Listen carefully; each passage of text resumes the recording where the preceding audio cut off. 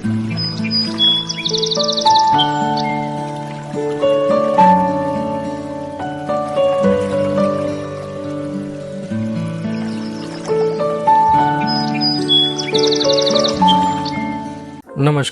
भाग 3 में आपका स्वागत है। हम इसमें जानेंगे, उन बिंदुओं पर प्रकाश डालेंगे जिनसे हमें ये मालूम पड़ेगा कि हमें म्यूचुअल फंड से कब बाहर निकलना है। म्यूचुअल फंड का AUM ग्रोथ बुल मार्केट की वजह से काफ़ी ऊपर आ गया है, परंतु जो नेट SIP की तरफ अगर हम देखते हैं तो एक आश्चर्यचकित आंकड़ा आता है कि वह 30% कम है। उदाहरण स्वरूप, अगर म्यूचुअल फंड में 1 लाख करोड़ रुपए का इन्वेस्टमेंट लोगों ने किया है तो वह केवल 70,000 करोड़ ही नया इन्वेस्टमेंट हुआ है। मतलब 30,000 करोड़ लोगों ने निकाले भी हैं। जो पहले के पैसे थे उसमें से 30,000 करोड़ लोगों ने निकाला है। तो मतलब बुल मार्केट में लोग म्यूचुअल फंड से एग्जिट भी कर रहे हैं। इसलिए अब उन बिंदुओं पर प्रकाश डालते हैं जो आपको बताते हैं कि कब म्यूचुअल फंड से निकलना चाहिए।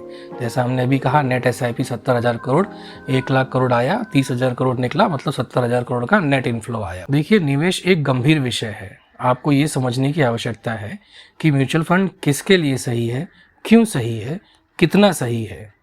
अर्थात जोखिम लेने की क्षमता हमें बताती है कि हमें किस म्यूचुअल फंड में निवेश करना है और कब निकलना है।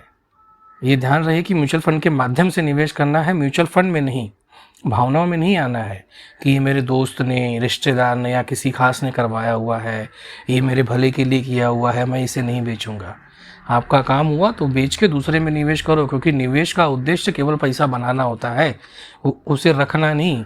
रखे रखे नहीं बढ़ेगा, वो बढ़ गया, उसे बेच के दूसरे में जाओ या उस पैसे को भोगो। देखो, जीवन में भोग भी आवश्यक है, क्योंकि ये एक हिसाब से हमारी अर्थव्यवस्था को आगे बढ़ने में सहायता करता है। गलत चीज़ में जाने के लिए नहीं कर रहा हूँ। ये जीवन में भोग प्रभु ने आनंद देने के लिए दिया हुआ है, बस अति नहीं करनी है किसी चीज़ की। ज़्यादा शक्कर खाओगे तो आपको डायबिटीज़ होना ही है। भगवान श्री कृष्ण ने अध्याय 2 श्लोक 14 में कहा है, सुख दुख है समय कृत्वा लाभा लाभो जया जयो ततो युद्धा युज्यस्व नैवं पापम वापस्यसि। अर्थात सुख दुख का यह अनित्य स्वरूप और उनका समापन होना, जैसे सर्दी गर्मी का आगमन और उनका चला जाना, ये इंद्रियों से ही होने वाला है। इसलिए भारतवंशियों, इन्हें सहिष्णुता से सहन करो और इनके लिए उदासीन रहो। इस श्लोक में भावनाओं की अनित्यता और उनके सामान्य प्रकार का स्पष्टीकरण किया गया है और यह समानता बनाए रखने की प्रेरणा देता है। बात करते हैं वित्तीय जागरूकता की। वित्तीय जागरूकता मतलब फाइनेंशियल अवेयरनेस आज की आवश्यकता बन गई है, इसे समझ लीजिए। पैसा बहुत मेहनत से बनता है, परंतु जाता बड़ी आसानी से है और हम चाह के भी रोक नहीं पाते हैं।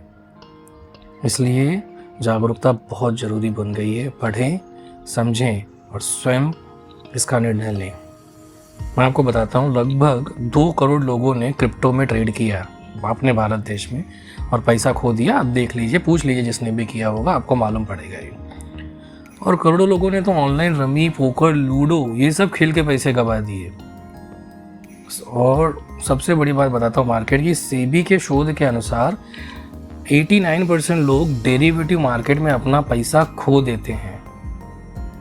इसलिए वित्तीय जागरूकता के लिए हम उस भाषा में आपसे संवाद करने का प्रयास कर रहे हैं जिससे आप आसानी से समझ सकें। क्रिप्टो के लिए इतनी add, social media platform open करो, क्रिप्टो मतलब आप अभी नहीं घुसे तो कभी नहीं घुसे, आप पैसा कमा ही नहीं पाओगे, कुछ नहीं है जीवन में उसके सिवा। और रमी और ये सब के तो ऐसे ऐड आते हैं कि लेडी वगैरह को दिखाते हैं कि इन्होंने पैसा डाला, 15 लाख कमाया, 1.5 करोड़ कमाया। इतना आसान होता भाई साहब तो वो दुकान खोल के नहीं बैठा होता कि आओ तो मेरे पास रमी खेलो। सादा रमी खेलने बैठ जाओ, नुकसान हो जाता है, पैसा तुरंत जाता है।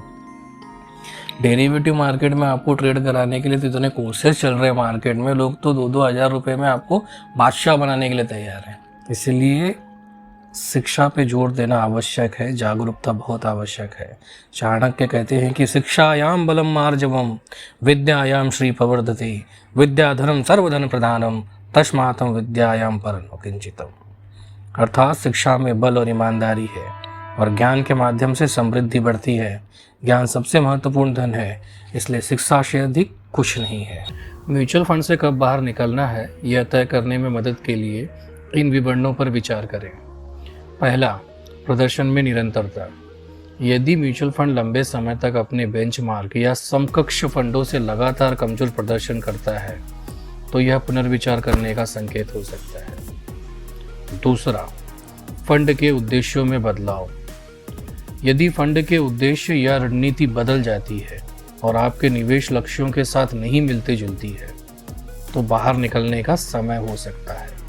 हो सकता है कि आप कम रिस्क में जाना चाहते हो, परंतु फंड अब रिस्क उठा रहा है, तो निकल जाओ फंड से या स्विच कर लो।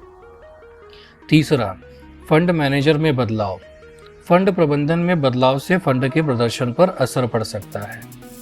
नए प्रबंधक के ट्रैक रिकॉर्ड और अनुभव का आकलन करें। चौथा, एक्सपेंस रेशियो बढ़ता है। यदि फंड का एक्सपेंस रेशियो बढ़ रहा है तो यह आपके रिटर्न को कम कर सकता है। यह कैलकुलेशन हमने पहले भाग में समझाया है। फंड के प्रदर्शन के सामने लागत यानी कि एक्सपेंस रेशियो की निगरानी करें। पांचवा, आपके वित्तीय लक्ष्य बदलते हैं, मतलब जो आपके फाइनेंशियल गोल्स हैं। यदि आपके फाइनेंशियल गोल्स या जोखिम सहनशीलता में बदलाव होता है तो आपके म्यूचुअल फंड निवेश को समायोजन की आवश्यकता हो सकती है। आपके खर्चे बढ़ गए परंतु कमाई नहीं बढ़ी है, तो आपको विचार करना शुरू करना चाहिए। छठवां, बाजार की स्थिति। फंड बाजार की परिस्थिति में कैसा प्रदर्शन करता है, इसका मूल्यांकन करना जरूरी है। यदि यह अच्छी मार्केट में भी ठीक से प्रदर्शन नहीं कर रहा है तो यह चिंता का विषय है। और सेम ऐसा अगर ये मार्केट गिर रही है और उसमें भी फंड उससे ज़्यादा गिर रहा है, उसका NAV, तो यह भी एक परिस्थिति है जिसमें आपको विचार करना चाहिए। सातवां है redemption fees and taxes. Fund से बाहर निकलने से जुड़े किसी भी शुल्क और अपनी होल्डिंग्स को बेचने के किसी भी शुल्क पे लगने वाले संभावित कर और उससे पड़ने वाले प्रभाव पर विचार करें, क्योंकि वो आपके रिटर्न को कम कर देते हैं। डिटेरियोरेटिंग फंडामेंटल्स, बिगड़ते बुनियादी सिद्धांत। यदि फंड में अंतर्निहित परिसंपत्तियां खराब बुनियादी सिद्धांतों के लक्षण दिखाती हैं तो यह फंड भविष्य के प्रदर्शन को प्रभावित कर सकता है।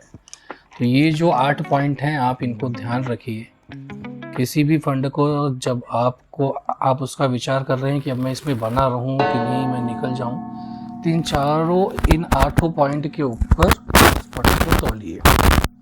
आपको बहुत बहुत शुभकामनाओं के साथ म्यूचुअल फंड की ये सीरीज़ आपको कैसे लगी, कृपया कमेंट करके हमें ज़रूर बताइएगा।